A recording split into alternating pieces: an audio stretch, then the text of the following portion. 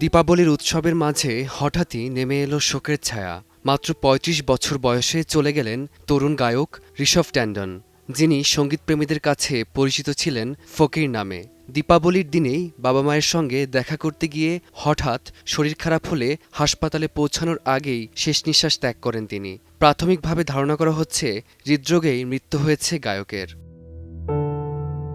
ইয়া আশিকি, ইশকে ফাকিরা, চাঁদ তু এসব গানের মাধ্যমে তিনি শ্রোতাদের হৃদয়ে জায়গা করে নিয়েছিলেন। তার হঠাৎ চলে যাওয়া শুধু ব্যক্তিগত ক্ষতি নয়, সঙ্গীত জগতেরও এক অপূরণীয় শূন্যতা।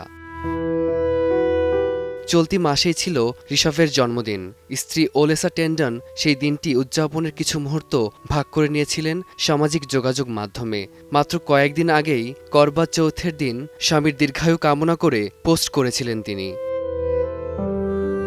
জীবনের প্রতি তার সহজ ভালোবাসা, মানুষের পাশে থাকার ইচ্ছে তাকে আলাদা করে চিনিয়েছে। জন্মদিনে দুস্থ শিশুদের জন্য অর্থ দান করেছিলেন তিনি। হঠাৎ প্রয়াণে তার আত্মার শান্তি কামনা ভক্তকুলের। ফারদিন মাঝার, সময় সংবাদ।